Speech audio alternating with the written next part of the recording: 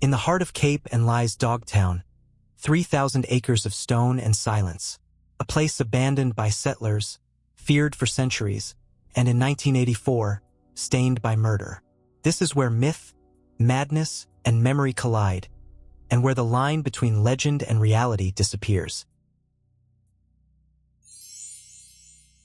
The story of Dogtown begins long before the crime that would etch its name into modern headlines. To understand the violence that erupted on a rain-soaked morning in June of 1984, we first need to step back into the deep woods and rocky highlands of Cape and Massachusetts, a place where history, myth, and tragedy seem to bleed into the soil itself. Cape juts into the Atlantic like a crooked finger, its coastline carved by centuries of storms and fishing fleets. At its heart lies an abandoned settlement known simply as Dogtown. 3,000 wild acres, tangled with scrub and granite boulders the size of houses. Once, in the 17th and 18th centuries, families carved out a fragile life here, building cottages along rough cart paths and grazing their animals among the glacial stones. But by the early 1800s, the place had been all but abandoned. Only widows, the poor, and those whispered about as witches remained. Dogs were their companions and their guards, and when the people died off, only the howls of their animals lingered. That's how the name stuck, Dogtown, a settlement reduced to ruins, half-remembered in folklore, feared by fishermen's children, and avoided by the respectable families of Gloucester and Rockport. Over time, the empty cellars filled with weeds. The stone walls collapsed. Stories of strange lights, of curses, and of women who could hex a sailor's ship at sea spread across the Cape. Henry David Thoreau passed through in the 1850s and wrote about its peculiar scenery. Hills scattered with boulders, like the bones of giants. Artists later came, too. Most famously Marsden Hartley, the modernist painter, who walked these trails in the 1930s and found something haunting in the stones, as if the earth itself held secrets too heavy to carry. But alongside the art and the legends, Dogtown carried a darker reputation. Locals warned their children not to wander in too deep. Hikers sometimes spoke of feeling watched, or of getting hopelessly lost on trails that seemed to shift with the seasons. By the 20th century, Dogtown had become a paradox, a wilderness at the heart of a bustling seaport, at once ignored and feared, yet magnetic to those drawn to the strange and the uncanny. And then came the summer of 1984. It was late June, the morning after a massive fire downtown had shaken Gloucester awake. Sirens still echoed in the air as a local schoolteacher, Anne Natti, set out for a walk with her young dog. She wore her yellow rain slicker against the drizzle, carrying little more than a leash in a plastic bag. She knew these woods well. She had walked them countless times, finding peace in the solitude. But somewhere among the moss-covered stones and whispering pines, and crossed paths with another figure, a man whose mind had been slipping for years, a man whose violence would tear open not just her life, but Dogtown's long-buried reputation as a place where misfortune lingers. What happened next would shock the community and revive all the old fears of Dogtown. Fears that perhaps the land itself swallowed people whole, or that the ghosts of the widows and their dogs still exacted a toll on anyone who wandered too far into the ruins. This is the story of Dogtown, a story of history and folklore, of art and madness, and of one of the most haunting crimes in New England's memory. Dogtown was never meant to survive.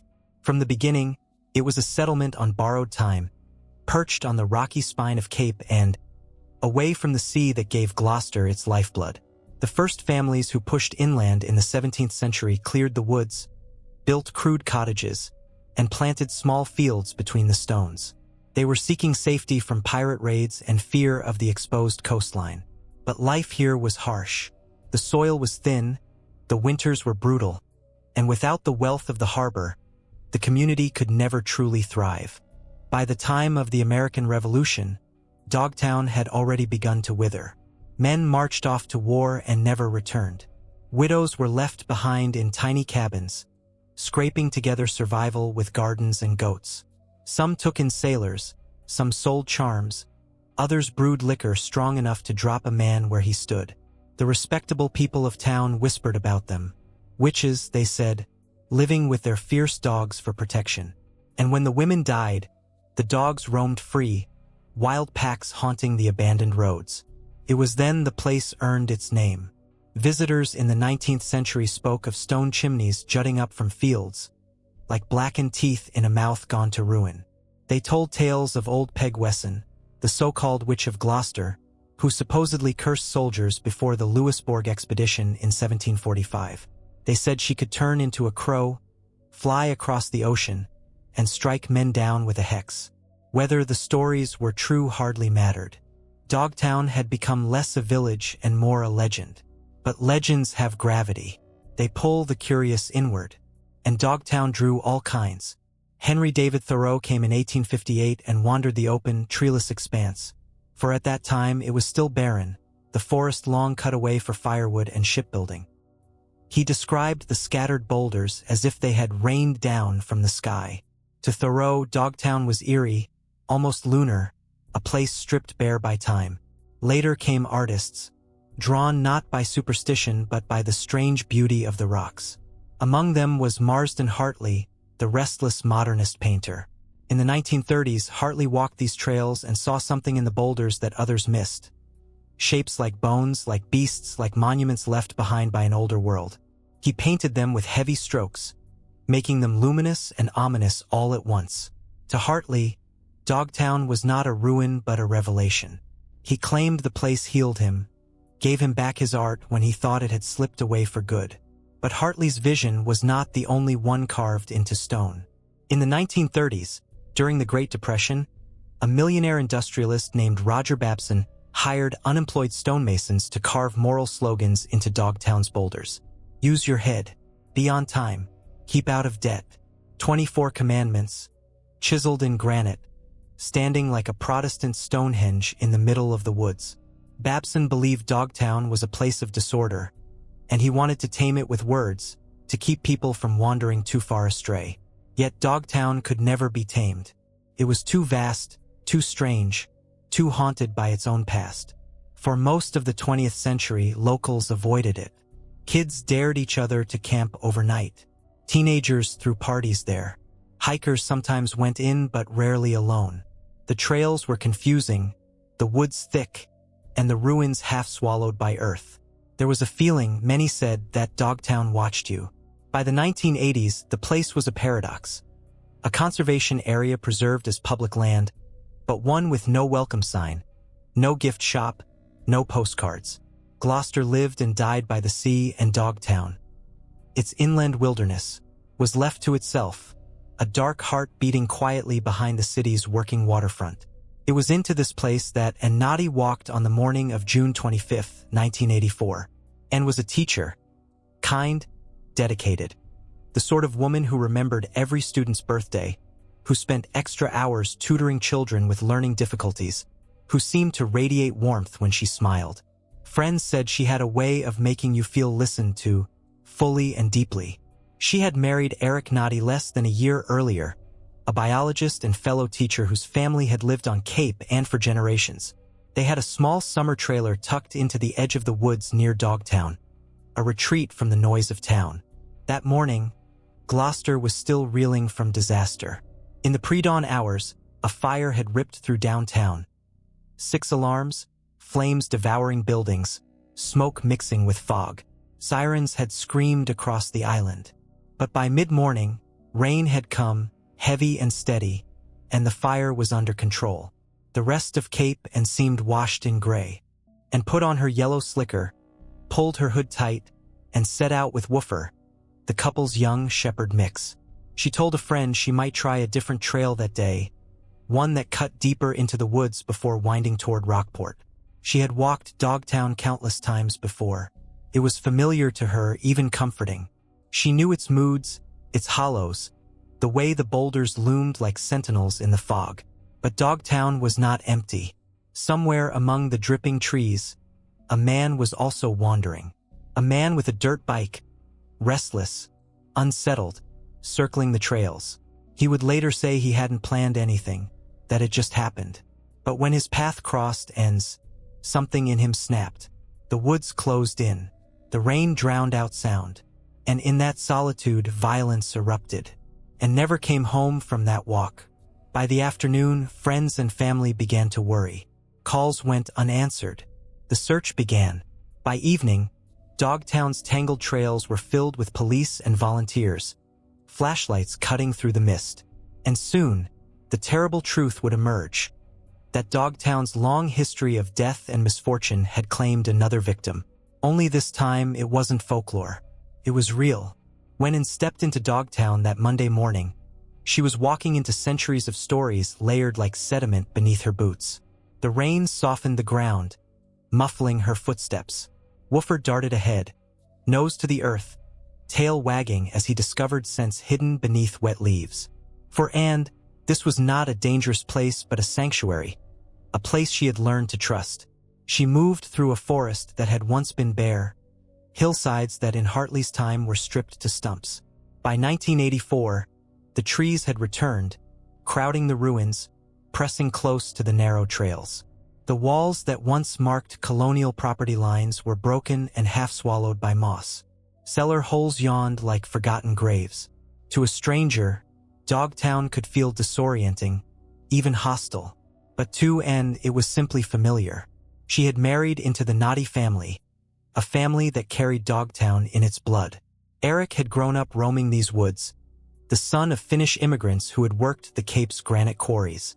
His father had bought cheap land here after the Depression, planting white pines where the earth had been stripped. Eric had measured his own childhood growth against the saplings, and now the trees towered above him.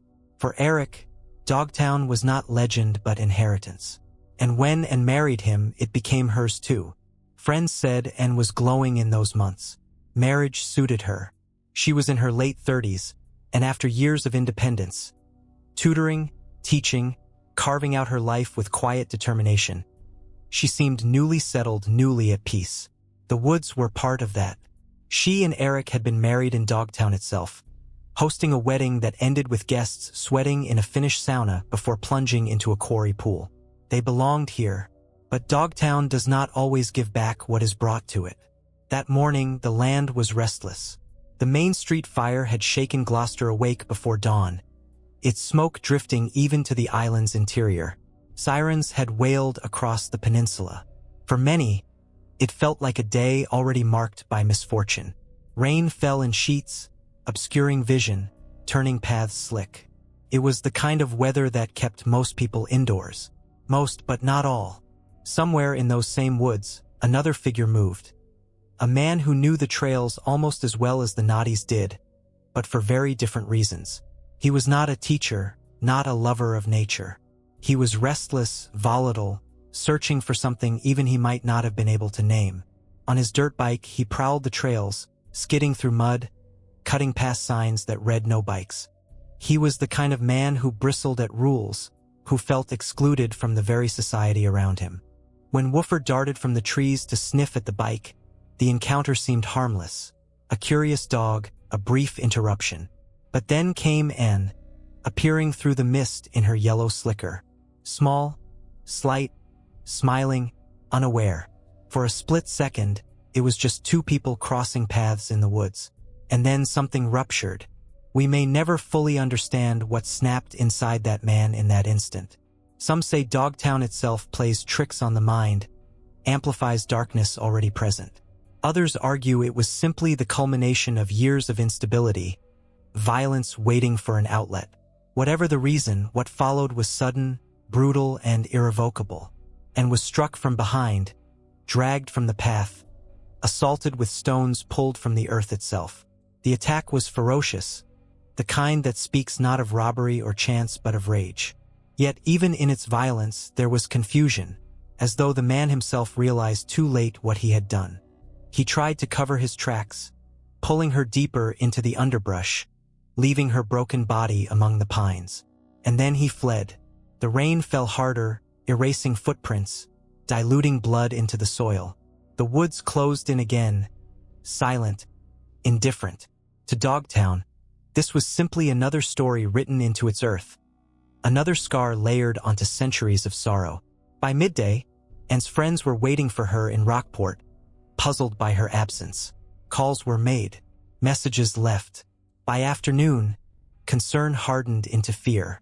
Eric returned from his meeting, expecting to find his wife, and instead found only an empty trailer.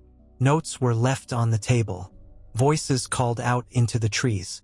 And as daylight faded, the search began in earnest. Dogtown's labyrinth of trails was alive with flashlights and shouts. Volunteers, family, police officers, all threading through the wet, tangled woods, hoping to hear the bark of Woofer or the answering call of Anne's voice. Instead, they found only silence, broken by the rain dripping from the trees. Night settled in heavy and oppressive, and Dogtown once again kept its secrets. But not for long, because what had happened that morning would not remain buried. It would shock Gloucester, terrify Rockport, and remind all of Cape and that Dogtown was not just an abandoned village or a painter's muse. It was a place where the line between legend and reality blurred. A place where tragedy returned, again and again, like the tide. And on June 25, 1984, Dogtown claimed a life that would never be forgotten. The first sign that something was wrong was silence. When Anne Natti failed to arrive at her friend Linda Ryan's home in Rockport, it was easy at first to make excuses. The rain was heavy. The trails were long.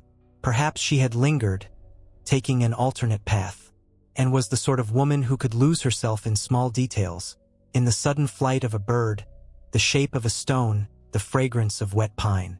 An hour's delay was nothing unusual, but as the clock crept past noon, the silence grew harder to ignore. Linda called the Natti trailer, but no one picked up. She tried again. Still nothing. She phoned Anne's in-laws, hoping she had stopped there on her walk. No one had seen her. With each unanswered call, unease spread, subtle at first, then sharp. By early afternoon, the phone lines of Cape and were buzzing. Linda reached Anne's husband, Eric, at Marblehead High School. His voice shifted immediately. Calm at first, then taut, edged with worry. He knew his wife's habits, knew she was reliable, punctual, grounded. She would not simply vanish into the woods.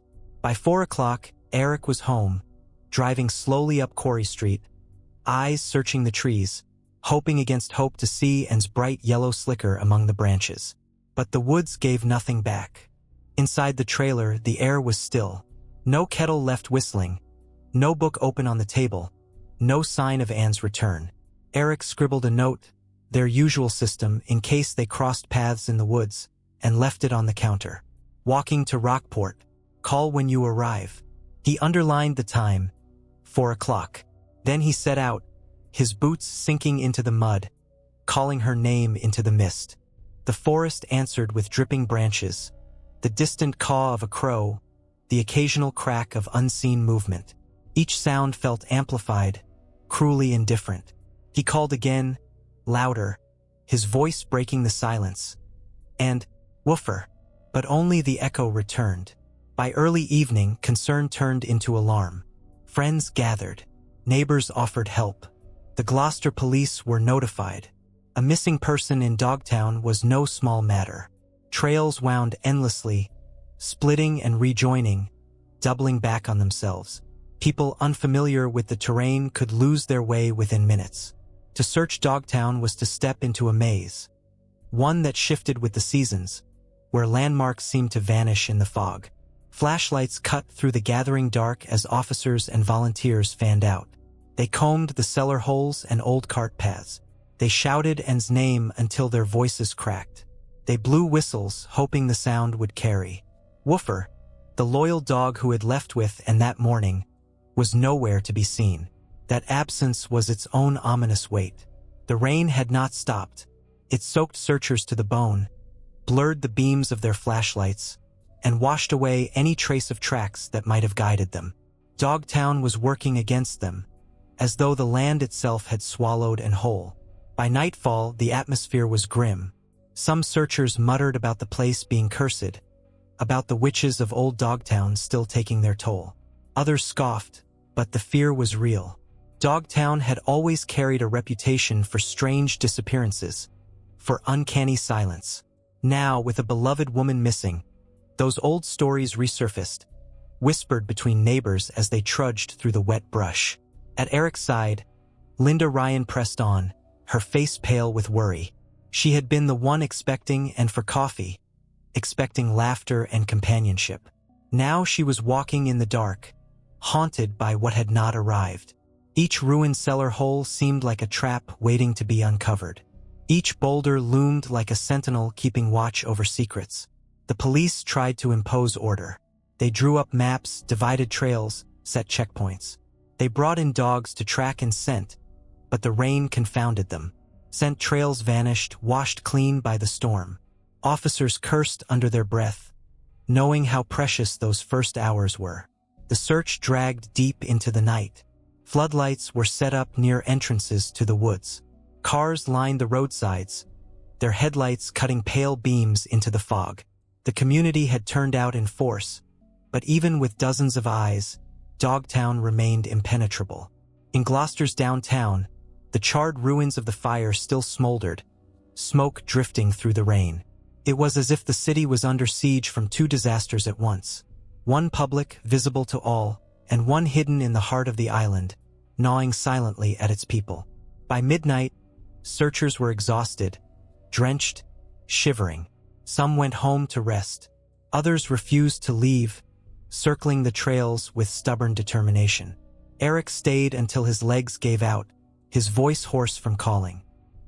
He returned to the trailer only briefly, sitting in silence, staring at the door as if willing it to open. It never did. Morning would bring new light, new hope, but it would also bring discovery. And with it, the confirmation of what many had already begun to fear, that Dogtown had claimed another life. Dawn broke gray and heavy over Cape Ann. The rain had slowed to a drizzle, leaving the forest wet and glistening, every branch dripping steadily, every trail turned to mud. Dogtown looked deceptively peaceful in the morning light, as though the turmoil of the previous night had been swallowed whole. But the silence was sharper now, more menacing. Searchers gathered again at the trailheads, pulling on boots still damp from the day before, their faces drawn with fatigue. Police widened their perimeter. Volunteers carried thermoses of coffee and maps marked with ink, crisscrossed with the routes they had already covered. Still, the sense lingered that Dogtown was always one step ahead of them, its maze of trails folding back on itself, mocking their efforts. It was late morning when the breakthrough came. A search party pushing through the pines noticed a flash of yellow against the dark ground, a torn scrap of fabric half hidden by leaves. Nearby, paw prints muddied the soil, small but distinct. Woofer had been here. The searchers moved carefully, their voices low now, the air heavy with dread. And then they saw her. Anne's body lay face down among the dwarf pines, dragged just off the trail, half covered by scattered branches and leaves. Her yellow rain slicker was gone, her clothes stripped, her body bruised and broken. The forest floor beneath her was dark with diluted blood, washed thin by the rain. Her skin was pale, her face pressed into the earth as though the woods themselves had claimed her. The searchers froze. For a moment, no one spoke. The woods seemed to close in tighter, every dripping branch holding its breath. Then the call went out. Voices cracking, radios buzzing, officers converging on the site.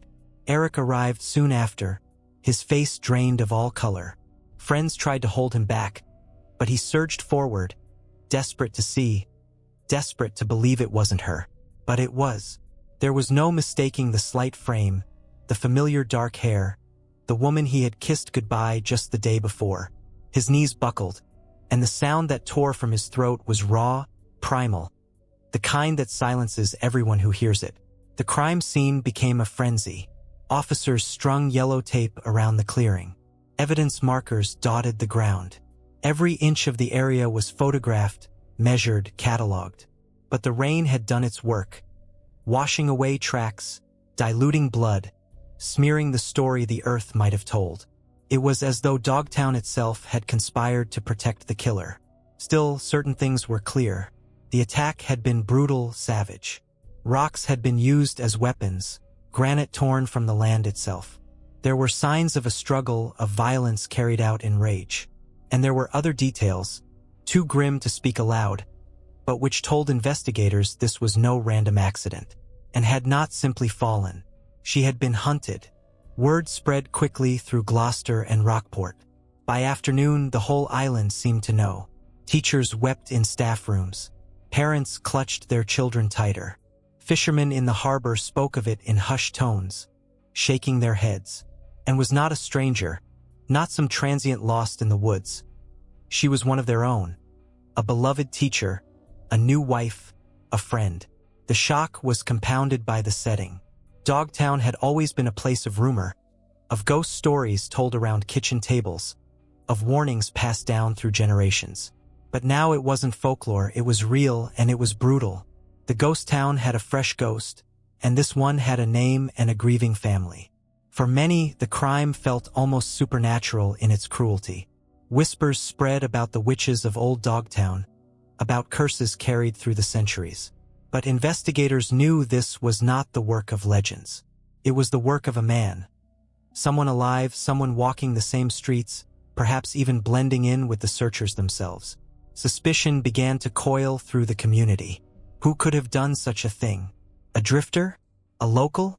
Someone who knew the trails well enough to vanish into them? Theories multiplied, but answers were scarce. Eric retreated into grief, his once private life thrown open to reporters and investigators.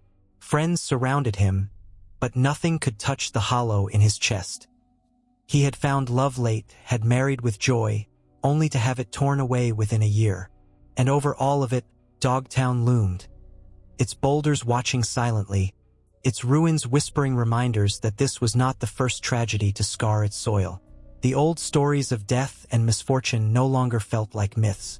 They felt like warnings no one had heeded.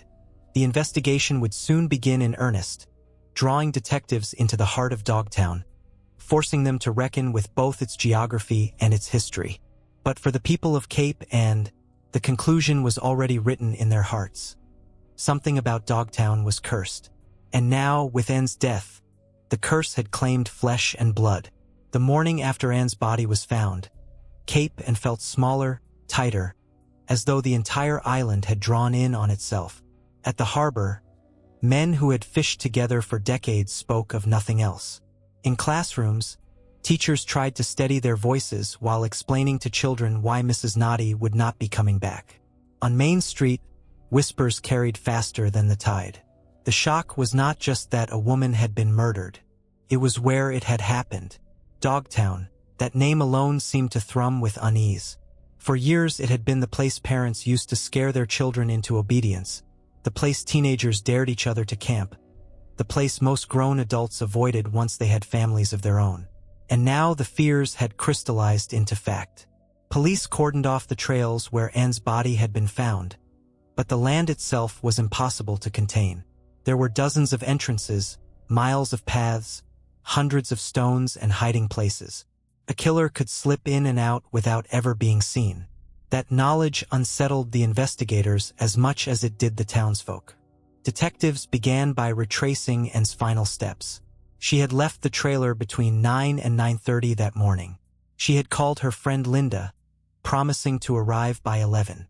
She had taken Woofer, the young shepherd mix, who was now missing. Witnesses had seen nothing unusual. No yellow slicker crossing the roads, no figure on the trails. The woods had swallowed her whole until the searchers uncovered her body. The brutality of the attack told its own story. Rocks used as weapons, the stripping away of her clothing, the attempt to conceal her body beneath branches. This was not random. It spoke of anger, of confusion, of a mind unraveling. Investigators knew they were looking for someone with local knowledge, someone who could navigate Dogtown without fear, someone who might already have a history of violence. Almost immediately, suspicions turned inward. Cape and was a tight-knit place. Strangers stood out. This crime felt personal, though perhaps not in the sense of knowing and herself. It felt like the work of someone whose demons had found an outlet in the first vulnerable soul to cross his path. As detectives combed the woods, the community began watching itself. Neighbors eyed neighbors differently. Men who walked the streets alone found themselves the subjects of quiet speculation. Theories spread, a drifter, a transient, a biker. But others whispered that it had to be someone who belonged here, who knew these woods like his own backyard. Reporters from Boston descended on Gloucester, their headlines dripping with Gothic drama. Murder in Dogtown.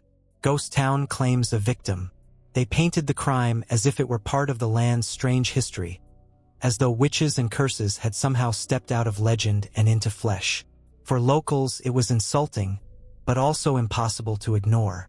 Dogtown had always been a place of dark stories, and now the national press had made those stories into a spectacle. Meanwhile, detectives pushed forward quietly, interviewing anyone with reason to be near Dogtown. Hunters, hikers, teenagers who partied in the ruins. But one group in particular drew attention. Young men on dirt bikes who tore through the trails despite the signs forbidding them. They were familiar figures to locals, noisy, reckless, carving paths into the mud. They knew every turn, every shortcut. And on the morning Anne was killed, at least one of them had been seen riding through the woods. The rain had ruined most physical evidence, but a few key details remained. A plastic bag containing Woofer's red leash had been found near the scene, sealed, almost deliberately. Investigators noted it carefully, believing it might have been handled with some twisted logic by the killer. And then there was Woofer himself, still missing. If the dog had survived, he might be wandering the woods, frightened, hungry, perhaps still carrying clues on his fur. As days passed, the tension deepened. Funerals were planned, tributes written. The community staggered under the weight of grief. But beneath the mourning was a sharp edge of fear. Parents kept their children close. Women avoided walking the trails alone. Even the fishermen, hardened by years at sea, admitted they would not set foot in Dogtown after dark. Detectives worked long hours, piecing together timelines, cross-checking alibis. They knew the clock was ticking. Each day that passed without an arrest meant the killer remained free, perhaps blending into daily life, perhaps even enjoying the chaos he had created. And through it all, Dogtown loomed, its ruins and boulders bearing silent witness. The locals said the place had always attracted both visionaries and madmen, artists and outcasts. Now it seemed the balance had tipped once again toward madness. Soon, suspicion would begin to crystallize. The vague shape of a suspect would take form, and the investigation would turn from the eerie vastness of Dogtown to the troubled mind of one man. A man whose violence had finally boiled over on a rainy summer morning. For days after Anne's body was discovered, the island of Cape Ann lived in a state of suspended breath. People went about their routines. Fishing boats still left the harbor before dawn. Children still rode their bikes down narrow streets. But underneath it all was the thrum of fear. A woman had been murdered in broad daylight, in a place everyone thought was empty. Until someone was caught, no one felt safe. Detectives sifted through leads, and again, one trail returned to the same kind of figure. The dirt bikers. Young men who used Dogtown as their playground, roaring along narrow trails, carving ruts through conservation land. Residents had complained about them for years. Police had chased them off countless times, only for them to return. They were familiar shadows in the woods, and on the morning of June 25th, at least one of them had been there. Soon a name began to circulate: Peter Hodgkins. Hodgkins was in his early 30s, tall, broad-shouldered, with a rough, restless energy. He had grown up not far from Dogtown in Gloucester, and he knew the trails intimately. Neighbors remembered him as a boy tearing around on bikes, disappearing into the woods for hours, emerging dirty, scratched, and grinning. But the boy who once treated Dogtown as his playground had grown into a man haunted by demons. By the 1980s, Hodgkins had a record: petty crimes, outbursts of violence, erratic behavior that made him a known figure to local police. He drifted between jobs, struggled with stability, and carried a volatility that unsettled those who knew him. Friends described him as unpredictable, his moods swinging like the tides. One day he could be talkative, almost charming. The next, withdrawn and hostile, quick to anger. Investigators began piecing together his movements. Witnesses had seen a dirt bike near the trails on the morning of Anne's murder. The rider matched Hodgkins's build. He was known to ride despite the prohibition signs. And when detectives questioned him, his answers were evasive, shifting, as though even he couldn't keep track of his own story. More troubling were the small details that surfaced. Hodgkins had a fascination with Dogtown that went beyond simple recreation. He spoke of the woods as if they were his domain, a place where he could escape the judgments of the outside world. But he also hinted at the darker energy of the place, the feeling that Dogtown belonged to those who could master it, that it rewarded those unafraid of its silence. To investigators, it sounded less like pride and more like obsession. Evidence was thin, the rain had erased so much, but patterns began to emerge. Hodgkins had been seen with scratches on his arms after the murder. His behavior in the days that followed grew erratic. People close to him described sudden bursts of paranoia, a gnawing nervousness he couldn't quite hide. It was as though the woods had branded him, as though what had happened there clung to his skin. For detectives, it was enough to warrant deeper scrutiny.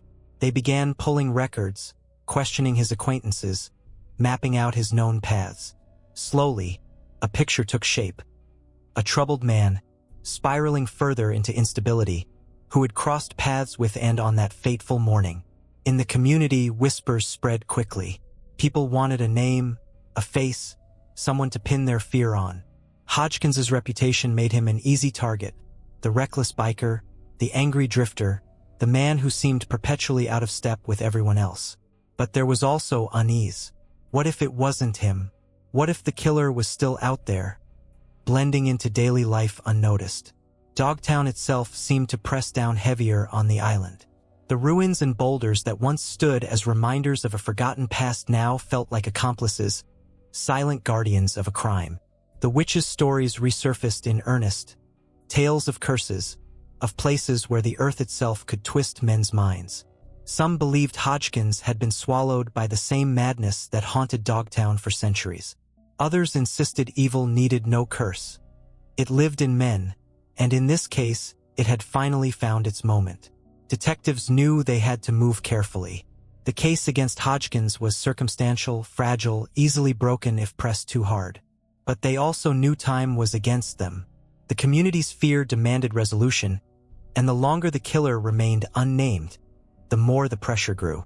Soon, the weight of Dogtown's silence would begin to crack open Hodgkins's story, and the darkness that lived in him would spill into the light. As the days stretched into weeks, the investigation into Anne Natti's murder grew heavier, slower, and more meticulous. The easy explanations had already been exhausted. No drifter had been seen leaving town. No suspicious stranger had booked a motel room and vanished. Whoever killed and had not come from elsewhere. He had come from within. And again, suspicion circled back to Peter Hodgkins. Detectives began reconstructing his life with painstaking detail.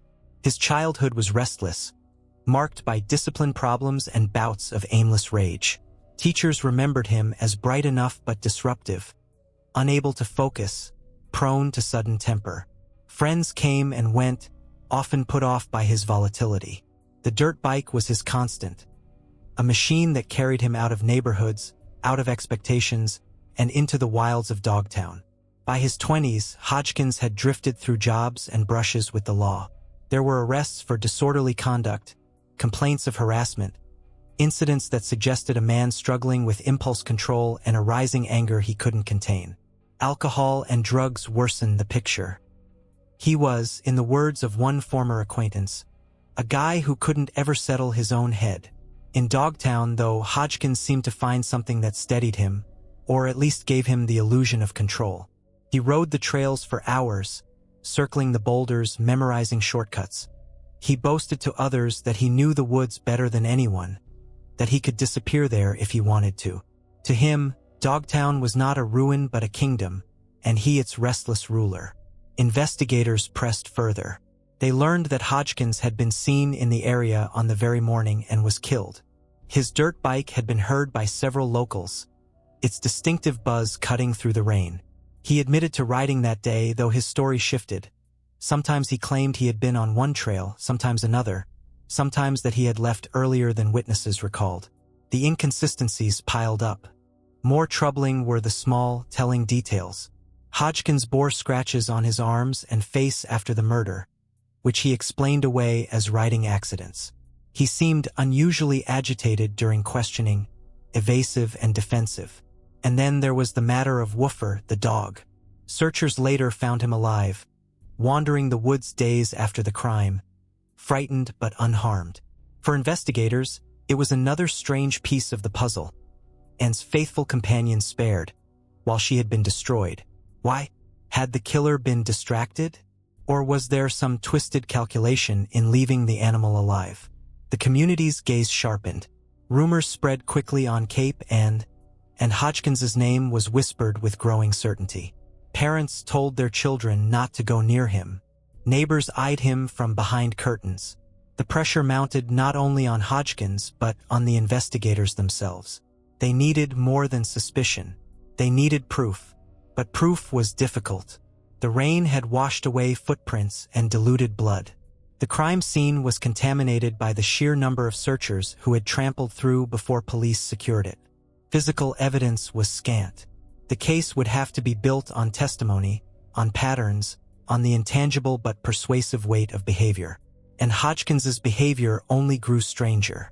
He lashed out at acquaintances, drank heavily, muttered about being followed. He drifted through the streets with a haunted look, as though he carried the woods inside him. To some, it looked like guilt gnawing at him from the inside out. To others, it looked like the unraveling of a man who had always teetered on the edge. Detectives began spending long hours with him, circling back to the same questions, probing for cracks. They pressed him about the inconsistencies in his story, about the scratches on his skin, about his whereabouts that morning. Hodgkins alternated between denial and deflection, sometimes sullenly silent, sometimes rambling into half-coherent explanations. Each interview only deepened their conviction that he was the man they were looking for.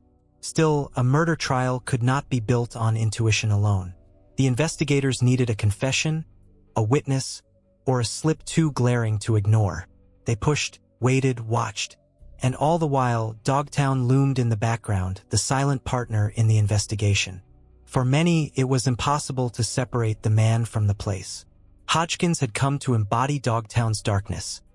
Restless, unpredictable, dangerous. And as the police closed in, it seemed only a matter of time before the land's secrets, and his would finally be forced into the light. In the weeks after Anne's murder, Gloucester and Rockport seemed to live under a shadow. Life went on. Fishing boats departed before dawn, school bells rang, markets opened. But beneath the surface there was a simmering tension.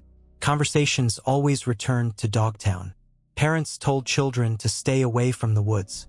Women walked in pairs instead of alone. And everyone kept one eye on the man who had quietly become the center of attention. Peter Hodgkins. Police never named him publicly in those early days, but word spread quickly on Cape and people noticed the way investigators circled his house, the way detectives pulled him in again and again for questioning. They noticed the tension in his posture, the distracted look in his eyes, the scratches that hadn't yet faded from his skin. In small towns, silence speaks loudly. Hodgkins was being watched and he knew it. First, he tried to shrug it off. He told anyone who asked that he had nothing to do with Anne's death. Yes, he'd been riding his dirt bike that day, but so what? He always rode. Yes, he'd been scratched, but anyone who knew the trails understood how easy it was to get scraped up on branches and rocks. His voice carried an edge of defiance, the tone of a man who had long felt accused even before any real charge was laid. But as the days passed, the pressure mounted. Detectives pressed him harder, circling back to the inconsistencies in his story. Where exactly had he been when the rain came down hardest? Which trail had he taken? Why had his accounts shifted each time he told them? Hodgkins grew defensive, lashing out at the questions, muttering that the police were trying to frame him, that everyone on Cape and already thought he was guilty. The community's suspicion didn't help. Friends drifted away, unwilling to be associated with him. Neighbors avoided eye contact. Even in bars, where once he might have found sympathetic ears, the conversations died when he entered. The weight of being the unspoken suspect pressed down, and slowly cracks began to show. Hodgkins's moods swung wildly. Some days he was combative, daring the police to prove anything. Other days he seemed anxious, paranoid, glancing over his shoulder as if he expected to be followed. He drank more heavily, his temper flaring with small provocations. At times he spoke about Dogtown in unsettling ways, describing it as though it were alive, as though it had a will of its own, as though it had swallowed both him and Anne into its long history of misfortune. Detectives recognized the signs. They had seen suspects unravel before. The key was patience, waiting for the mask to slip, for the weight of guilt and fear to tip the balance. Every interview, every question, every subtle contradiction added another stone to the pile pressing down on him. Meanwhile, the community's grief sharpened into anger. Anne's funeral had been a profound moment. Hundreds packed into the church, their voices breaking as they sang hymns, their faces streaked with tears. Teachers, students, neighbors, friends, all bound together by the sense that something pure had been stolen from them. Afterward, the question everyone asked was the same. When will they arrest him? But the investigators knew better than to move too soon. A misstep could collapse the case entirely. They needed more, and slowly they began to gather it. Witnesses recalled seeing Hodgkins near the trails that morning. Others noted his bike tracks leading toward the area where Anne had walked.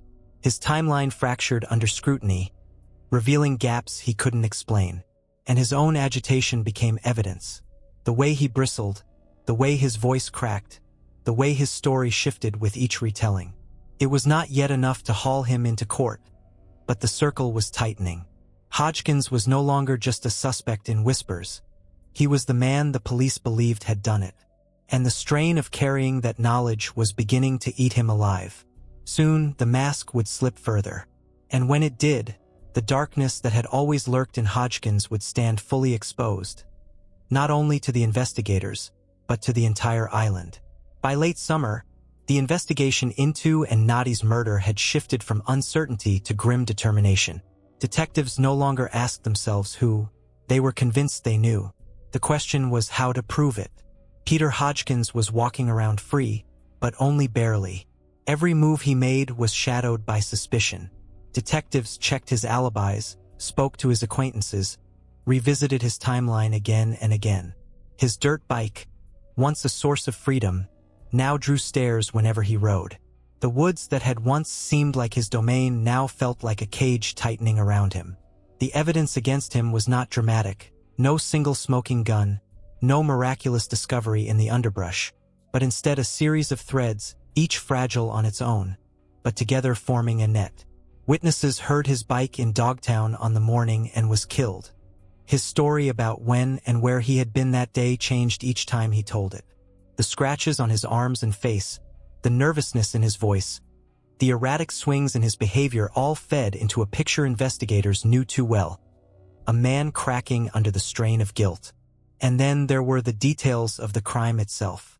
Rocks used as weapons, the stripping away of clothing, the attempt to hide her body with branches. It was chaotic, impulsive, filled with rage, but also marked by an odd, disjointed logic, as if the killer had been thinking through fragments of plans he couldn't finish. Detectives saw Hodgkins' state of mind reflected in it. Reckless, violent, unstable. As they pushed harder, they began to see the cracks widen. In interviews, Hodgkins rambled. He contradicted himself, sometimes within minutes. He complained about being followed, about people pointing at him on the streets. He grew paranoid, muttering that the police were trying to trap him. At times, he seemed on the edge of confession, his words trailing off into silence just when they pressed hardest. The community, too, felt the pressure building. Whispers had turned to conviction. In bars and coffee shops, the talk was blunt. Everyone believed Hodgkins had done it. Parents warned their children to keep away from him. Old friends refused to take his calls. He was an outcast in a town that had always lived by tight bonds, and isolation only deepened his unraveling. For detectives, it was a waiting game. They needed him to slip further, to reveal himself in a way that would hold up in court. They knew men like Hodgkins rarely confessed outright. Instead, they leaked their guilt in fragments, in boasts, in angry outbursts. Every interview was a test, every casual conversation a chance for him to stumble. Behind the scenes, prosecutors began quietly preparing. They studied the evidence, mapped out arguments, weighed the risk of bringing a case built largely on circumstance and behavior. They debated whether the jury would see what they saw, the unmistakable pattern of a guilty man. The community's hunger for justice was strong, but so too was the fear of failure. If Hodgkins went to trial too soon and walked free, he could never be tried again. And so, the pressure mounted on everyone, on investigators, on prosecutors, on the community, and most of all on Hodgkins himself. He carried it in his restless movements, in the haunted look in his eyes, in the way he flinched when detectives so much as said Anne's name. The walls were closing in. Dogtown, once his refuge, now seemed to conspire against him. Each trail he had memorized, each boulder he had once claimed as part of his kingdom, now stood as silent witnesses against him. He could not escape them, any more than he could escape himself. It was only a matter of time before the weight of evidence, and the weight of his own unraveling mind, forced the truth to the surface. By autumn of 1984, the weight of suspicion on Peter Hodgkins had become unbearable. He could feel it everywhere, in the sideways glances on the street, in the way conversations stopped when he entered a room, in the steady presence of detectives circling his life like hawks. For Gloucester police, patience had been their weapon. They knew pressing too fast could fracture the case, but they also knew time could wear a man down more effectively than any interrogation room. And with Hodgkins, the cracks were widening with each passing week. Neighbors described him as restless, pacing his yard, muttering to himself. Friends said he grew paranoid, convinced people were spying on him, that even the woods had turned against him. The dirt bike that once gave him freedom now drew suspicion every time its engine revved. He was being watched and he knew it. The investigators, meanwhile, were quietly tightening their grip. They had witnesses placing him in Dogtown that morning. They had his inconsistent alibis, his unexplained scratches, his nervous behavior. But they still lacked the final piece. Something that would transform a portrait of suspicion into undeniable proof. And then came the slips. During questioning, Hodgkins began to ramble about Dogtown, about the way it could change a person's mind, about how the place could drive someone to do things they never thought themselves capable of. Detectives leaned in, letting him talk, watching as he circled closer to the truth without quite stepping over the line. He would catch himself, fall silent, then lash out with anger, accusing them of planting ideas, of trying to twist his words. But in those unfinished sentences, the investigators heard the weight of guilt pressing through. At one point, when pressed about his movements that morning, Hodgkins snapped, "You can't prove I was there when she died." The detectives exchanged glances. He had never before phrased it that way, never put himself so squarely in the moment. It was not a confession, not yet, but it was as close as they had come. The community's patience was thinning, too. People wanted an arrest, justice, closure. For months, fear had hung over Cape and like a fog. Women avoided the trails they had once walked freely. Parents told their children the old Dogtown stories again, but this time with a sharper edge. Don't go into the woods, not because of ghosts, but because of what real men were capable of. Dogtown itself became a kind of courtroom in the public imagination. Its ruins and stones seemed to bear witness. People said the place had always been cursed, that madness clung to it, that it had finally claimed another life through Hodgkins's hands. Rational or not, the belief grew that Anne's death was both a crime and the inevitable fulfillment of Dogtown's long, haunted reputation. Detectives leaned into that atmosphere, knowing it weighed on Hodgkins as much as it did the community. They kept returning to him, circling the same questions, watching him sweat under the repetition. Every interview, every inconsistency was another thread tightening around his neck. And slowly the pressure began to tell. His denials grew weaker, his outbursts more frequent, his paranoia sharper.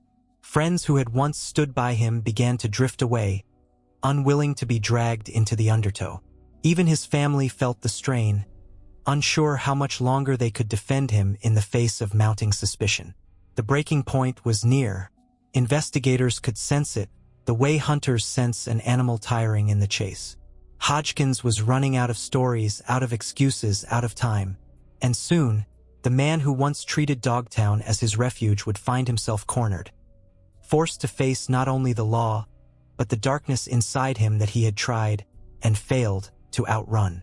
By winter, the tension that had gripped Cape and had turned into something raw and exhausting. The investigation dragged on, steady but deliberate, and the name on everyone's lips was still the same: Peter Hodgkins. Detectives had never let him go. They circled back to him again and again, pulling him into interviews, pressing the same questions, watching him twist beneath the weight of repetition. It was not just about gathering facts anymore. It was about letting him feel the inevitability of the net closing around him. And slowly it worked. At first, Hodgkins was defiant. He spat back denials, accused the police of framing him, of planting suspicions in the community. He said he was being persecuted, hunted. But as weeks turned into months, the fight in him began to falter. His voice cracked more often. His stories slipped, contradicting what he had said before. And more than once, he spoke words he couldn't take back. One interview became the turning point. Sitting in a cramped room at the station, Hodgkins leaned forward, his hands restless, his eyes darting. Detectives kept their tone calm, measured. They asked him again about that morning, about where he had ridden, what trails he had taken. His answers stumbled, tripped over themselves. And then, almost as if the weight of silence pressed too hard, he blurted, "I didn't mean to do it." The room froze. The detectives did not move, did not break the fragile moment. One of them leaned in gently, asking him to explain. Hodgkins stammered, backpedaled, tried to swallow the words. But the crack had opened, and there was no closing it again. In the hours that followed, he gave fragments. Not a clean, linear confession, but pieces, scattered, chaotic, shaped by denial and guilt. He admitted he had seen and on the trail. He admitted Woofer had come toward him. He admitted he had panicked, lashed out, struck her. He spoke of grabbing rocks, of losing control, of covering her with branches because he didn't know what else to do. There were contradictions, of course. Places where he minimized, where he shifted blame, where he claimed it was an accident that spiraled beyond his control. But the core of it was clear. He had been there, and Anne was dead because of him. The detectives knew they had their case. When word spread, Gloucester erupted. For months, the community had lived under the shadow of Dogtown's silence, waiting, fearing. Now the silence broke. People spoke his name openly, no longer as a whisper but as a statement. He did it. Anger flared, grief surged anew. Some said he should never see daylight again. Others spoke of Dogtown as though it had finally spat out its darkest secret. Anne Natti, quiet in his grief, sat through it all with a stillness that masked oceans of pain. Nothing could bring Anne back. No words, no confession, no sentence could restore what had been taken. But at least finally there was truth. The prosecutors took Hodgkins's words and wove them into the case. His shifting stories, his outbursts, his half-confessions, all aligned with the physical evidence, with the witnesses, with the patterns investigators had tracked for months. It was not neat, not simple, but it was enough. The trial loomed ahead, promising to tear open every wound once more. The woods of Dogtown, already burdened with centuries of myth and misfortune, would now be invoked in a courtroom, their silence forced into testimony. And Peter Hodgkins, the man who once treated those trails as his kingdom, would finally stand before the law, his refuge stripped away, his darkness exposed.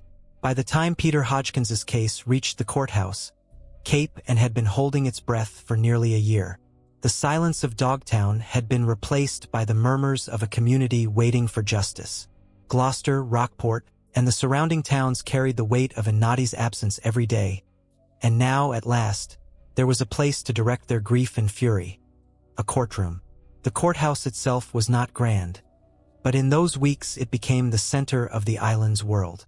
Reporters crowded the steps each morning, their headlines still heavy with references to Dogtown, the ghost town murder which curses in court. Locals bristled at the sensationalism, but they could not deny the strange power Dogtown had over the story. It was impossible to tell Anne's tale without invoking the haunted woods that had become her grave. Inside, the atmosphere was taut, electric. Rows of benches filled quickly each day with teachers, neighbors, fishermen, and friends. Anne Natti sat near the front, a quiet figure in dark suits, his face pale but resolute. Every eye in the room seemed to carry the same demand: accountability. The prosecution's case rested on three pillars. First were the inconsistencies, the shifting alibis, the contradictions in Hodgkins's own statements. Witness after witness took the stand, recounting how his story changed with each telling. Sometimes he claimed he left Dogtown before the rain began, other times after. Sometimes he placed himself on one trail, then another. The sheer instability of his version eroded his credibility with every word. Second were the physical signs. The scratches across his arms and face, the dirt and mud on his clothing, the timing of his appearance after Anne's disappearance. None of it was conclusive alone, but together it painted a picture of a man entangled with the woods that morning. And finally, there was his confession, fragmented, contradictory, but undeniable. Detectives testified about the hours in the interview room, about the moment Hodgkins said, "I didn't mean to do it." They described his half-admissions, his acknowledgement that he had struck, and his attempt to explain away actions he could never fully retract. Jurors leaned forward, scribbling notes. The defense, for its part, clung to the fragility of the evidence. There was no eyewitness, no DNA, no single piece that placed Hodgkins' hands on and beyond doubt. His lawyers argued that he had been hounded by police, cornered until he said things out of desperation. They painted him as a scapegoat, a troubled man, yes, but not a killer. And beneath it all lay Dogtown. The prosecutors invoked it carefully, describing the maze of trails, the isolation, the way the land could hide both a victim and a suspect. The defense tried to dismiss it as superstition, a distraction. But for the jury, the setting was inseparable from the crime. Dogtown was not just a backdrop, it was a character in the story, one they all knew by reputation. Each day, testimony laid bare more details of Anne's final moments. The suddenness of the attack, the brutality, the attempt to hide her body with branches. The descriptions were clinical, forensic, but they cut deep. Teachers wept quietly in the gallery. Eric bowed his head, hands clenched tight, as though bracing against an invisible storm. Reporters relished the spectacle, but for Cape and it was agony. To hear and reduce to evidence, to see her life dissected under the fluorescent lights of the courtroom, was to relive the loss in public over and over again. Yet it was necessary, the only path to justice. And through it all, Hodgkins sat at the defense table, shifting in his chair, sometimes glaring, sometimes slumped, his face a mask of anger and weariness. He was no longer the wild figure roaring through Dogtown on a dirt bike. He was a man trapped, cornered by the very woods he once claimed to own. The trial was not only about his guilt, but about something larger. Whether Cape and could finally put to rest the fear that Dogtown had always inspired. Whether the curse people whispered about was real, or whether it was simply the darkness of one man's violence. The jury would decide. The trial of Peter Hodgkins stretched on like a wound that refused to close. Day after day, the courtroom filled with the faces of Gloucester and Rockport. Fishermen with weathered skin, teachers in muted clothing, friends and neighbors who had known, and not as a headline but as a living, breathing presence in their lives. Each came to bear witness, to hear the details, to watch as the man accused of destroying her life sat only feet away. The prosecution built its case piece by piece, each testimony adding another stone to the wall pressing in around Hodgkins. Detectives described the interviews in detail, their steady voices recounting how his words had shifted, how his denials had faltered, how he had finally blurted, "I didn't mean to do it." Jurors scribbled notes, the air in the room taut with recognition. Those were not the words of innocence. Medical experts explained the brutal nature of the attack. The blows from rocks, the broken bones, the attempt to conceal her body with branches. Their words were clinical, stripped of emotion, but the horror carried through nonetheless. Each fact struck like a hammer, shaping the outline of the crime more sharply. Friends and colleagues of and painted another picture, not of her death, but of her life. They spoke of her kindness, her dedication to teaching, her recent marriage. They reminded the jury, and everyone listening, of what had been stolen. In those moments, the trial was no longer about evidence alone. It was about absence, about grief, about the void Anne's death had left behind. The defense tried to hold the line. They attacked the reliability of Hodgkins's confession, insisting it was coerced, that fatigue and pressure had twisted his words. They pointed to the lack of direct physical evidence, no fingerprints, no eyewitness. They portrayed Hodgkins as a scapegoat, a troubled man who had become an easy target for a community desperate for closure. But the jury could not unhear the fragments. They could not ignore the scratches on his arms, the bike heard in the woods, the half-phrases that slipped from his mouth.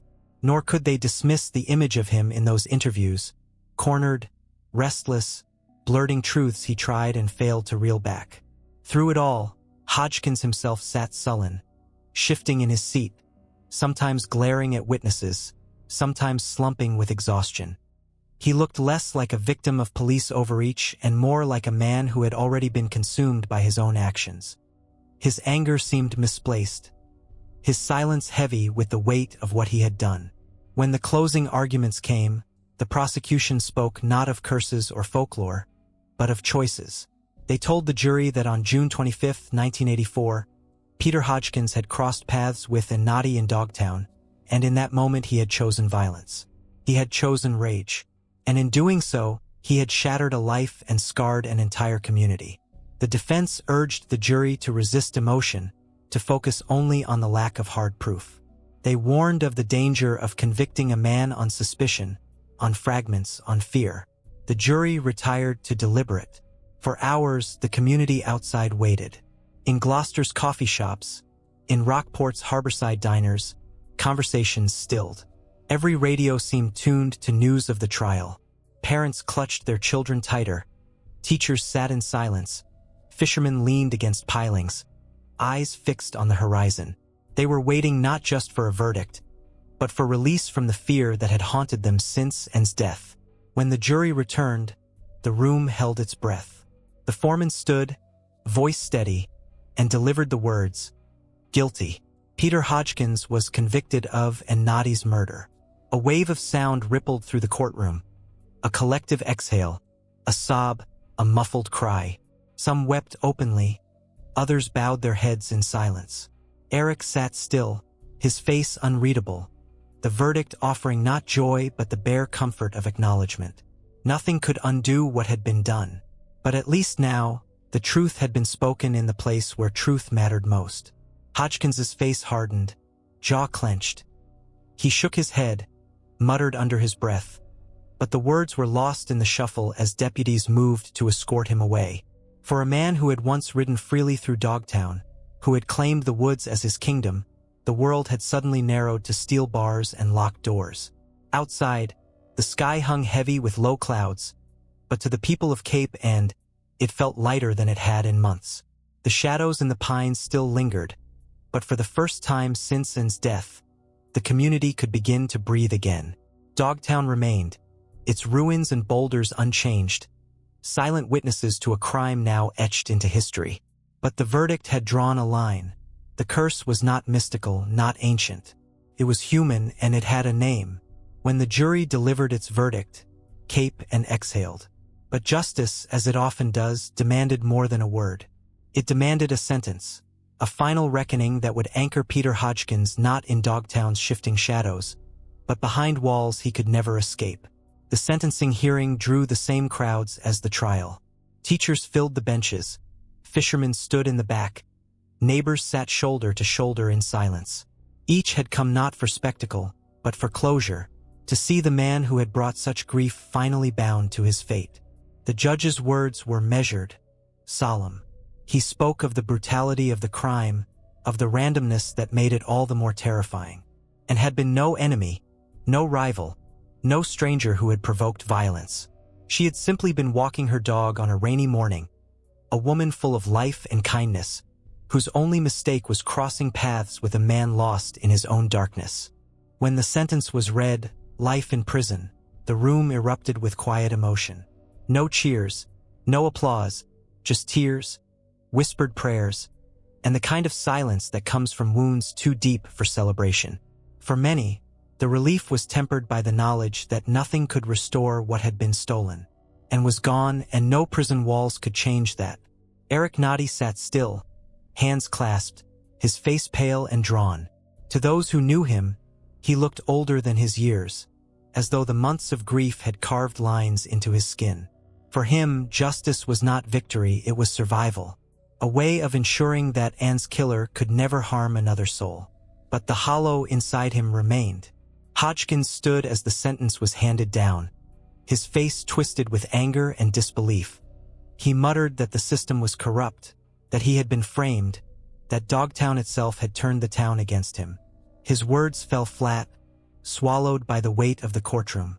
Deputies led him away, shackled, his defiance reduced to echoes in a hallway. Outside, the community reacted with a mix of relief and sorrow. The headlines were stark: life sentence for Dogtown killer. Reporters framed it as the end of the story, but for Gloucester and Rockport, the story was not so easily closed. Anne's absence lingered everywhere, in classrooms where children still asked after her, in the quiet house where Eric returned each night, in the woods where she had once walked freely. And Dogtown itself seemed changed. For centuries it had carried stories of witches, widows, and curses. But now its legend had a new chapter, one rooted not in myth but in blood. Hikers who wandered its trails spoke of feeling uneasy, of glancing over their shoulders. Parents warned their children not to stray too far, not because of ghosts, but because Dogtown was now a place where real violence had unfolded. Yet, paradoxically, Dogtown's notoriety also deepened its allure. Writers, artists, and curious outsiders came to walk its trails, to see the place that had inspired both painters and killers. They came with notebooks, with sketchpads, with cameras, hoping to capture something of the land's strange, haunted pull. The granite boulders stood unmoved, the moral inscriptions carved by Babson still sharp, as if mocking the futility of words in the face of such tragedy. For the people of Cape and the sentencing brought a measure of peace. They knew Hodgkins would never walk free again, but they also knew the scars left by his violence would never fully heal. Anne's name would always be spoken with a tremor. Dogtown would always carry the shadow of her death, and Gloucester would always remember the summer when its ghost town proved how real its darkness could be. Justice had been served, but in Cape End, justice felt less like triumph and more like a gravestone. Solid, heavy, unmovable, like the stones of Dogtown itself. With Peter Hodgkins locked away for life, Cape End felt a fragile relief settle over it. The fear that had shadowed the streets for months began to ease. Parents let their children walk to school again. Women returned to the trails in pairs, though rarely alone. On the surface, life regained its rhythm. But beneath that rhythm, the echoes of Anne's murder lingered. In Gloucester schools, her absence was a wound that never quite healed. Teachers kept her desk in the staff room untouched for months, as though she might return to collect her papers and smile her familiar smile. Students asked where she had gone, some too young to understand, others old enough to grasp the weight of loss. Her colleagues spoke of her in the present tense, unwilling to relegate her kindness to memory. Anne Natti moved through his days with quiet dignity, but those who knew him saw the hollow carved into his life.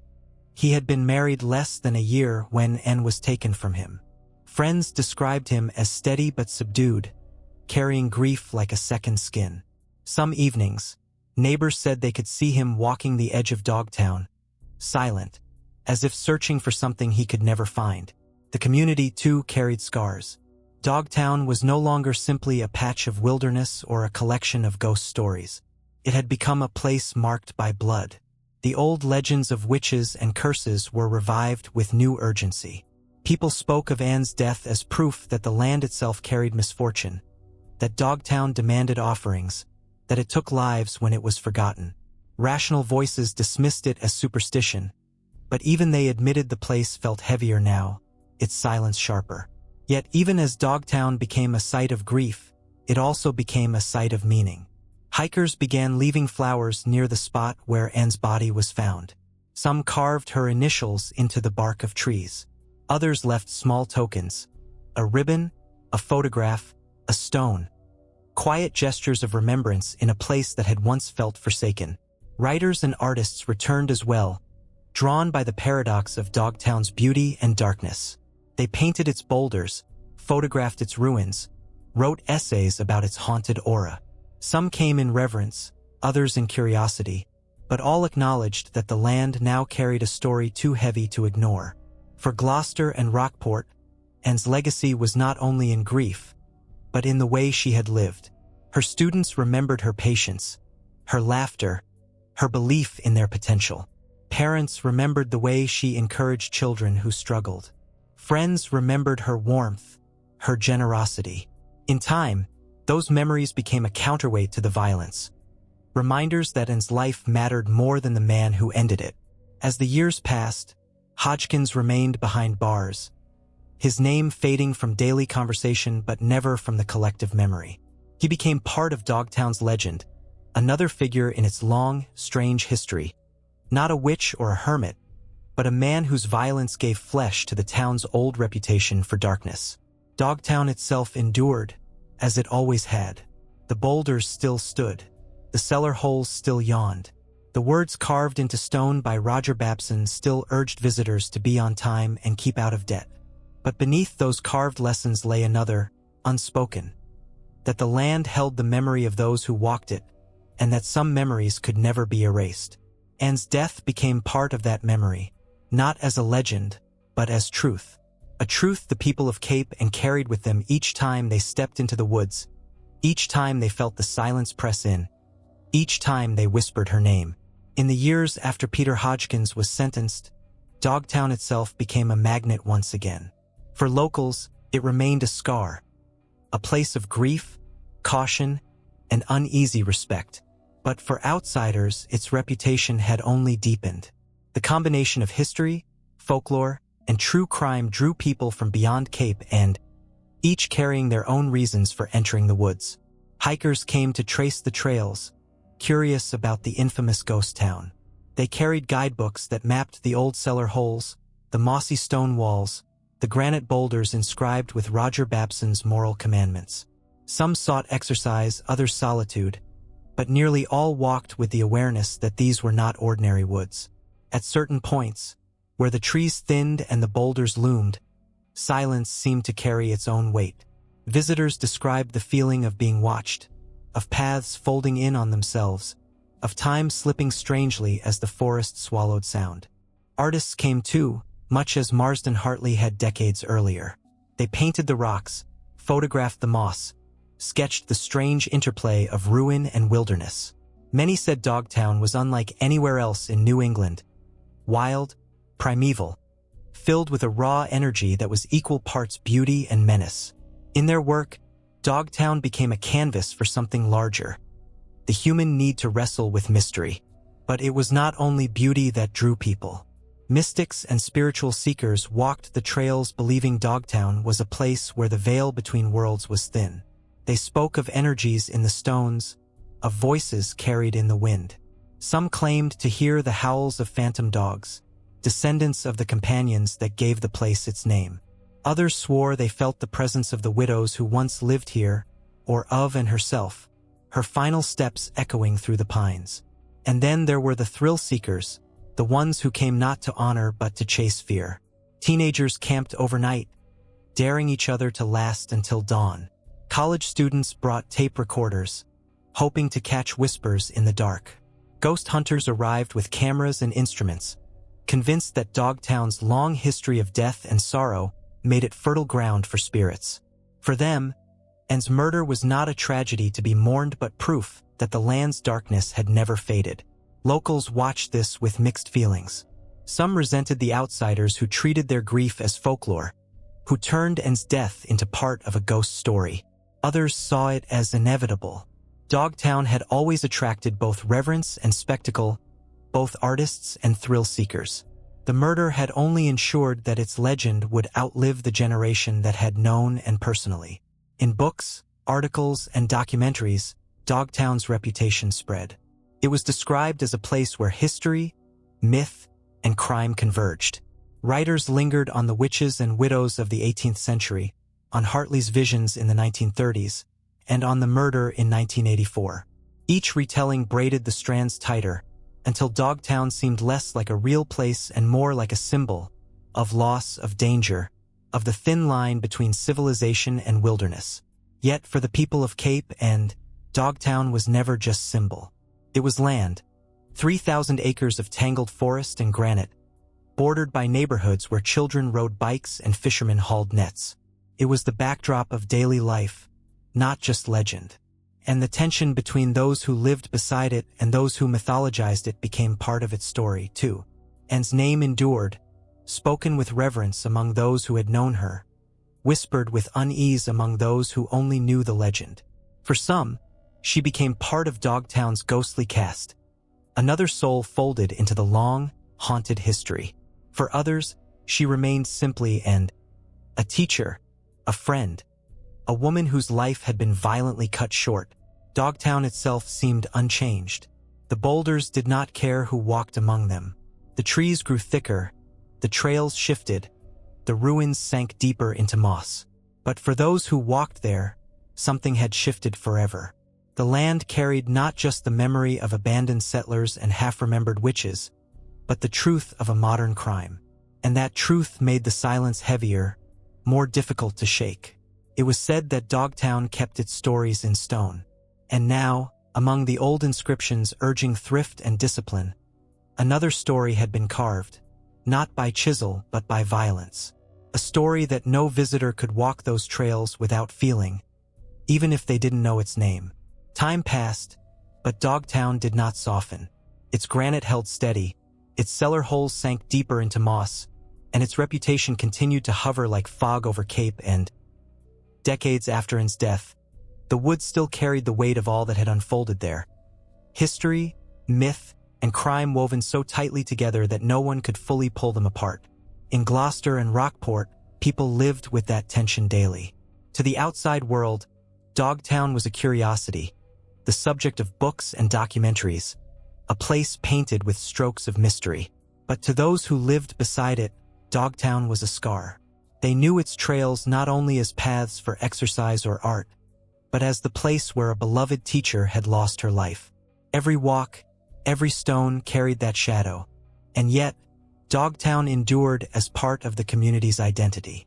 Gloucester was a fishing city, built on salt water and survival, but Dogtown was its heart of stone, the inland wilderness that refused to be tamed. Local organizations began advocating for preservation, not just to honor history but to protect the land from development. Conservationists argued that Dogtown was one of the last great tracts of wilderness on Cape and a place where people could connect with the raw landscape that shaped their ancestors. Preservation came with paradox. The more Dogtown was protected, the more people came. Trails were mapped, guides were written, and visitors wandered in with backpacks and curiosity. For them, Dogtown was adventure, a labyrinth of moss and stone, a place where stories lingered in the air. They asked about the witches, about the widows, about the murder. For locals, it was uncomfortable to hear Anne's death folded into ghost tours, her name spoken not with reverence but as part of a shiver-inducing tale. But it was the reality of myth. Once a story took root in Dogtown, it became part of the land's permanent lore. Artists continued to find inspiration. Painters traced the outlines of boulders, photographers captured shafts of light cutting through tangled trees, writers filled pages with descriptions of the strange, unsettled beauty of the place. For some, Anne's story was an unavoidable shadow in their work. For others, it was simply part of the broader tapestry of Dogtown's darkness. Among locals, memories of Anne remained more intimate. Her students, grown into adulthood, still spoke of her patience and warmth. Former colleagues remembered her laughter, her dedication. Each year, those who knew her best carried her memory quietly, ensuring that she was not reduced to a cautionary tale or a chapter in a ghost story. She was more than that. Meanwhile, Hodgkins remained behind prison walls, his name slowly fading from the daily language of Cape Anne. He became less a man than a symbol, a reminder of how quickly violence could erupt, of how fragile safety could be. To some, he embodied Dogtown's curse. To others, he was simply a broken man who had destroyed a life. Either way, his existence was a shadow, long but distant. The land itself seemed unchanged. The Babson boulders still bore their stern inscriptions. Use your head. Get a job. Be on time. Tourists photographed them. Hikers stumbled upon them unexpectedly. Children traced the letters with their fingers. The words felt strange now, as if morality carved in stone had failed to hold back the violence that once erupted nearby. Dogtown stood between legend and memory, too haunted by history to ever be ordinary, too real in its sorrow to ever be only myth. For Cape Ann, that was the truth it carried. The land could never be separated from its stories, and the stories could never be separated from the people who had lived and died among its stones. By the turn of the 21st century, Dogtown was no longer just Cape and secret. It had become a subject of fascination for writers, folklorists, artists, and true crime chroniclers far beyond Massachusetts.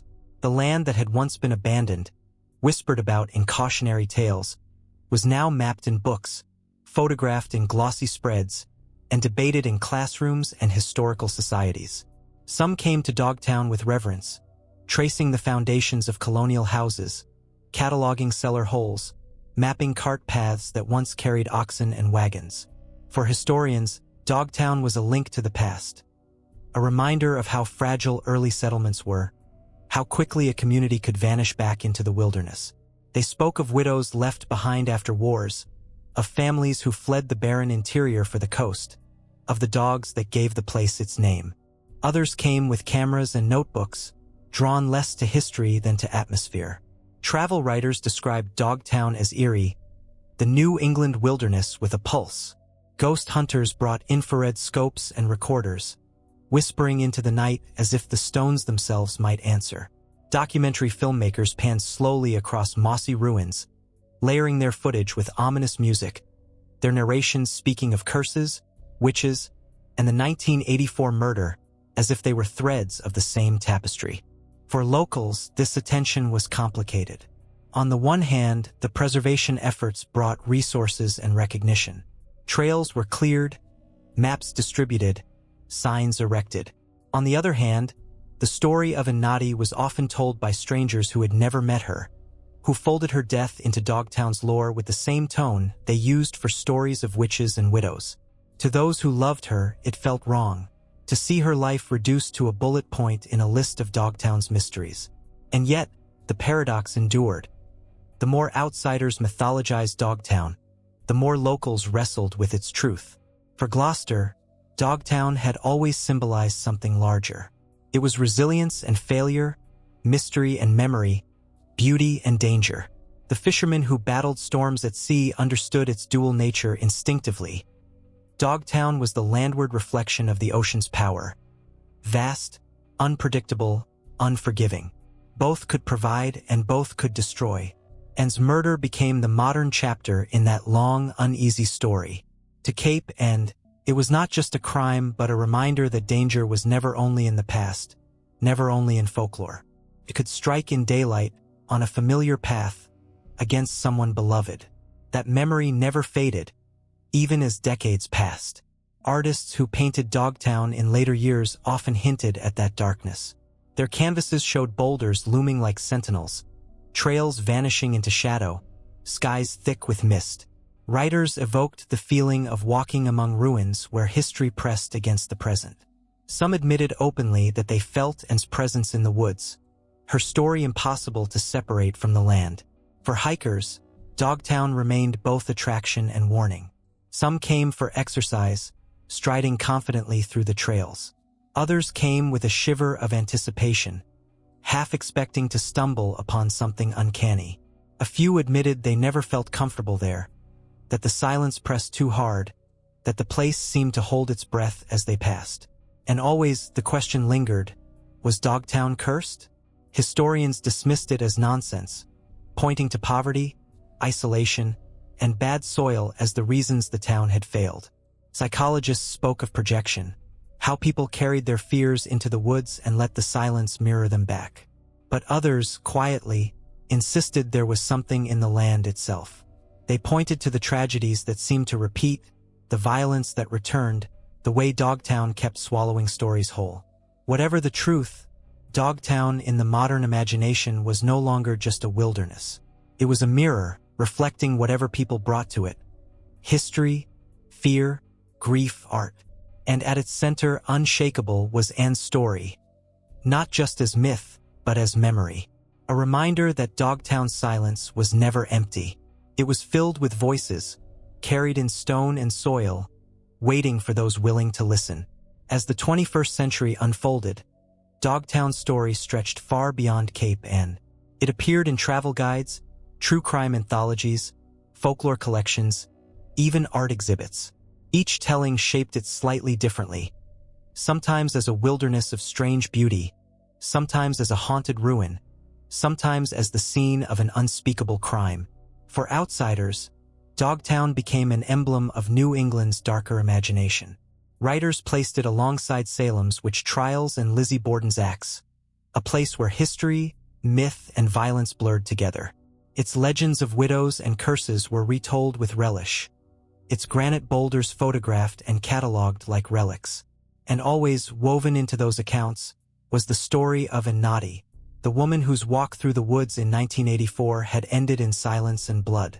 Television crews arrived, their cameras gliding over moss-covered stones. Documentaries framed Anne's death as the climax of Dogtown's curse, often with more interest in atmosphere than accuracy. Paranormal shows staged investigations in the cellar holes, narrators whispering of witches while failing to speak Anne's name with the reverence it deserved. For locals, it was painful to see her reduced to a plot point in someone else's ghost story. But it also meant her memory lived on, however distorted, etched into the wider consciousness. Gloucester itself wrestled with this attention.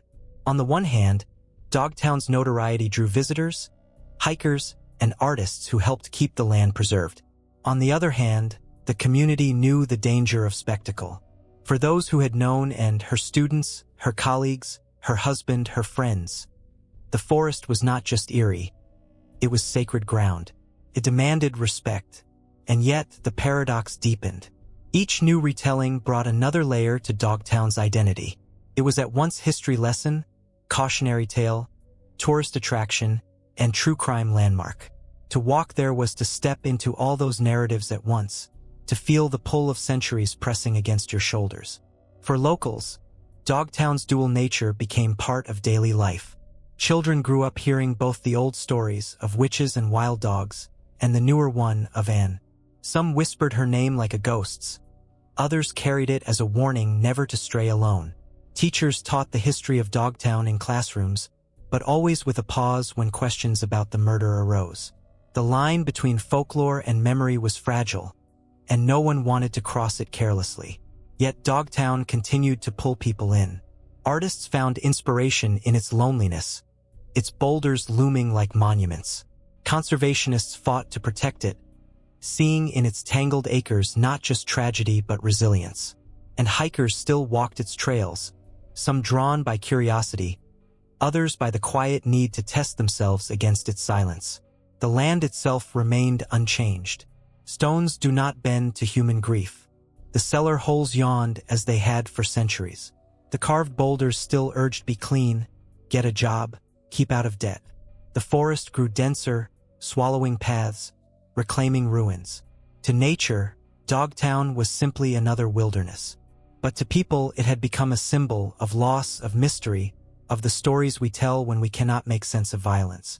Anne's legacy lived on quietly, outside of the spectacle, in the memories of former students who spoke of how she had believed in them, in the steady presence of her colleagues, who carried her name in staff rooms long after her death, in Eric's silence, the grief he bore with quiet dignity, and in the unmarked places of Dogtown, where hikers sometimes left flowers, ribbons, or stones without speaking a word. Dogtown would not let go. It held its stories tightly, of settlers, of widows, of artists, of murder, each layered upon the last until the land itself seemed to hum with the weight of memory. For Cape, and that was the paradox. Dogtown was wilderness, yes, but it was also history written in granite, grief carved into the soil. And once you entered, once you walked its trails and heard its silence, you carried it with you. Always. Today, when people walk the trails of Dogtown, they walk through layers of time. Beneath their feet lies the earth that once sustained a settlement of farmers and widows. Around them rise the trees that reclaimed the land after it was abandoned. Scattered through the woods are boulders carved with words meant to inspire. Be on time. Keep out of debt. Use your head. And woven invisibly through it all is the story of Anne Natti, whose final steps were taken here on a rainy summer morning in 1984. Dogtown is not a museum. There are no plaques marking where Anne's body was found, no memorials at the cellar holes, no guides who tell the story aloud on every trail. It is wilderness, open to anyone who dares to wander, unchanged except by weather and time. And yet, for those who know its history, every stone feels heavier, every silence sharper. The memory of violence lingers in the air, inseparable from the moss and granite. For the people of Cape and Dogtown has become both burden and lesson. It is a place of grief, yes, but also of endurance. The community has carried Anne's memory not as folklore but as truth, a reminder that behind every ghost story lies a human life, fragile and irreplaceable. Her name is still spoken in schools where she once taught, in homes where former students remember the patience of a teacher who believed in them. Her kindness lives on in memory, outlasting the darkness of the man who took her life. The trial of Peter Hodgkins closed one chapter, but it did not silence the questions. Why did Dogtown draw him in? Did the isolation of the place feed his violence? Or was it simply the stage on which it erupted? Was Dogtown cursed, as some still whisper, or is it merely the reflection of the human heart, capable of both creation and destruction, depending on what we bring into it? Artists, historians, and writers continue to circle these questions. For some, Dogtown is a symbol of resilience, proof that nature reclaims what humans abandon. For others, it is a reminder of fragility, how quickly communities can vanish, how suddenly lives can be cut short. For still others, it is a mirror, reflecting the fears we carry into its silence. What cannot be denied is that Dogtown holds memory in a way few places do. Its ruins are not erased. Its stones stand stubbornly against time, and memory, once fixed in stone, does not fade. The widows of the 18th century, the visions of Marsden Hartley in the 20th, the murder of Anne Natti in 1984, all remain layered into the land. The lesson of Dogtown is not in curses or ghosts. It is in remembrance. To walk there with reverence is to acknowledge the people who came before, the lives lived and lost, the grief carried by families and neighbors. To walk there carelessly is to miss the truth that the land is never empty. It remembers everything. And story ensures that Dogtown is no longer just legend. It is history, tragic, undeniable, human. And history demands we carry it forward, not as entertainment, not as myth, but as truth spoken aloud. The stones of Dogtown do not speak, but they endure. And in their endurance, they teach us, memory is heavier than granite, and grief lasts longer than time. Step into Dogtown today, and at first it may seem like any other stretch of New England forest. Pine needles soften the ground. Blue jays call from high branches. Sunlight flickers between leaves, catching on the granite boulders scattered like bones across the hills. The air smells of moss and damp earth. But if you pause, if you listen carefully, you begin to feel it. The weight of silence. Not emptiness, but presence. Dogtown is not empty. It never was. Beneath the trees lie the ruins of a vanished village. Stone foundations where families once lit fires, cellar holes where food was stored, wells dug by hands long gone. Along the paths lie boulders carved during the Great Depression with stern messages. Be on time. Keep out of debt. Get a job. They stand like commandments in a wilderness that has always resisted order.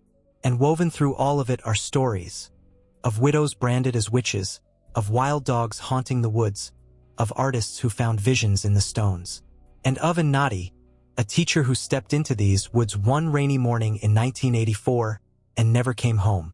Her story transformed Dogtown forever. For centuries, the place was whispered about as eerie, cursed, haunted. But Anne's death stripped away the distance between legend and reality. It showed the people of Cape and that danger was not just folklore. It was human, immediate, and devastating. Yet Dogtown is more than tragedy. It is a mirror. Those who enter find reflected back whatever they bring with them. Artists see inspiration. Historians see memory. Ghost hunters see mystery. And those who knew and see a reminder of loss that time cannot erase. Her legacy endures not in the silence of Dogtown, but in the lives she touched, in the students she taught, the friends she loved, the husband who grieved her, the community that still speaks her name. Against the violence that ended her life stands the simple, unshakable truth of how she lived. With kindness, patience, and light, Dogtown itself endures as it always has.